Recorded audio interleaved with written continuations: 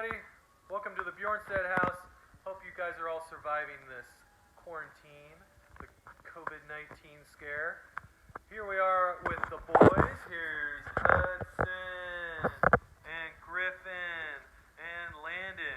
We're here to show you some simple workout routine for you and your kids at your house.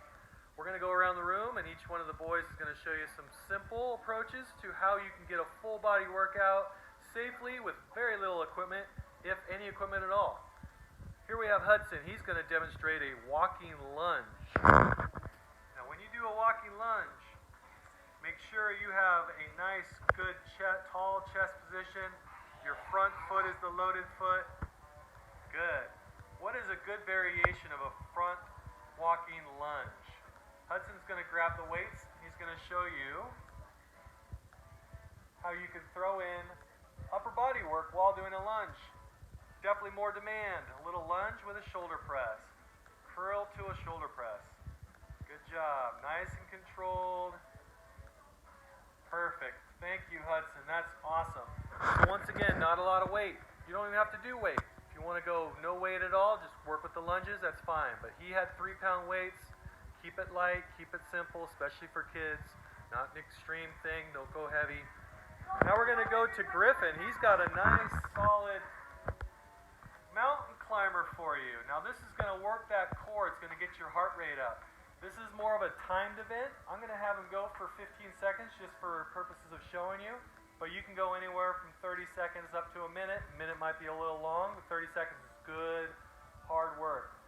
Thank you, Griffin. That's awesome. That is focusing on that core work. Really work on keeping that plank position, working from the legs. Next, we're going to go to Landon. He's going to go to what we call a plank row, isolating one single side row. Here's Landon working that core once again. This is going to incorporate those back muscles, a little bit of bicep work. He is planking hard. His stomach's working hard. He is focusing on that good position. Thank you, Landon. All right, we are going to go back over to Hudson. He's going to show you a nice way of doing a squat. Squat's a good functional movement. We need to learn how to do squats. There's a lot of times I see kids not being able to squat. They're probably sitting playing video games too much, and they're not using the muscle groups that are incorporated in a squat. So we got to make sure our heels are down on the squat. We got to make sure our chest is tall, and we sit back into the hole. See how his heels never leave the ground. His chest is tall. See how he puts his arms out. IQ having arms out, it kind of gives you that counter lever. Keep those heels down, chest tall. Good. So always under control, never falling into it.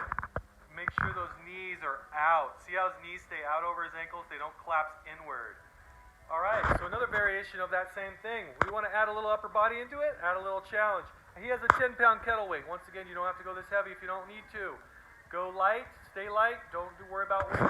Now he's going to have his same stance. His feet are wide, his shoulder width apart, and pulling up to an upright row. Good, nice controlled squat, down, and then up. So this is going to add in that shoulder work.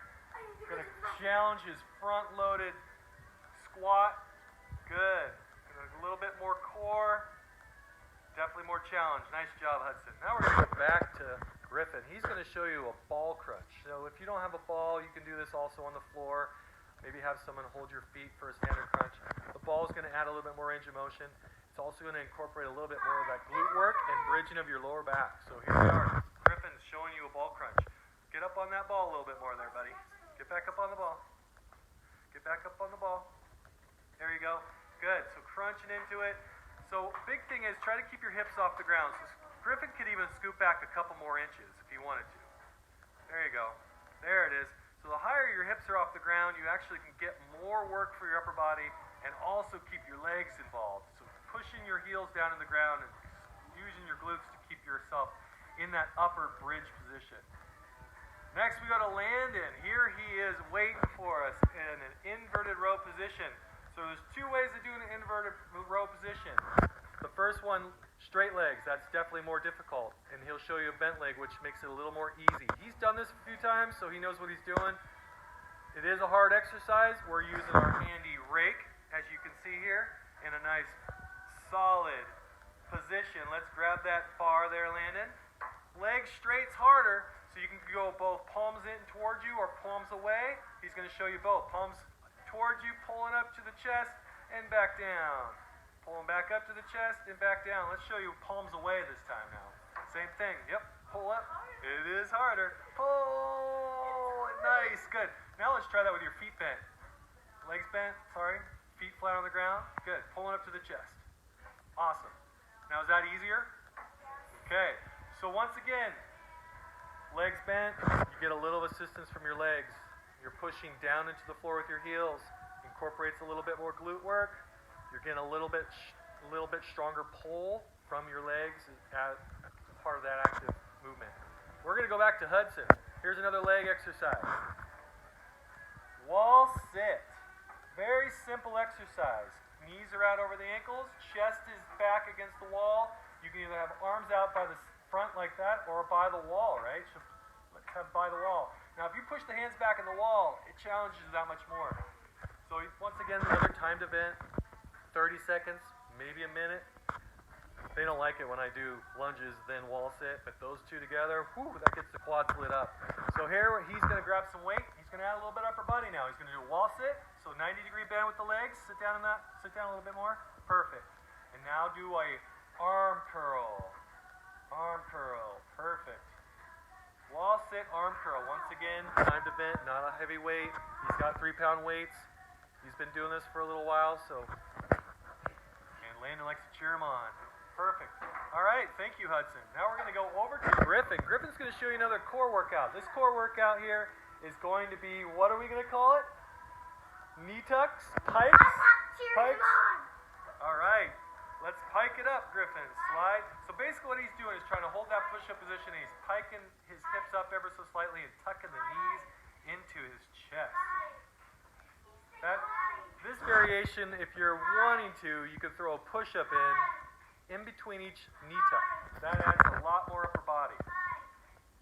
Great job, Griffin. Thank you very much. I haven't done the push-up. Oh, let's show them.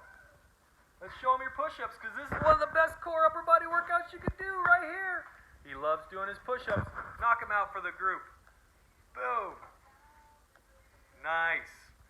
Perfect. So getting down there, getting that chest touched. Now, if you need to modify this, you can't do that. What's a good modification we can do for that, Griffin? Knees bent. Bent. Show them. Modify. Knees on the ground. Knees on the ground. There you go. Now do your push-up. Perfect. Good. Bring your hips down. So bring your hips forward. There you go. Now push up. Perfect. Up. Good. The big thing, you don't want your hips to sag. You don't want your lower back to have that arch in it. We want to keep it nice and neutral, hips up. Awesome. How'd that feel, guys? Everything's pretty good? Good. Thumbs up, thumbs up, thumbs up. So make it into a circuit. Don't feel like you have to do any one thing over and over and over again. So what do we do?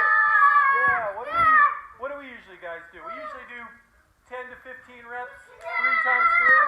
So 10 to 15 reps, 3 sets each of those. And what you'll find is you're going to be in and out. The boys will be done in 15 to 30 minutes. They're going to be a little wore out, more able to concentrate on schoolwork, concentrate on things that you want to have them do around the house. Feel free to reach out if you need some explanation. I know this is a rough draft. We're going to do more of these, so stay tuned. Thank you.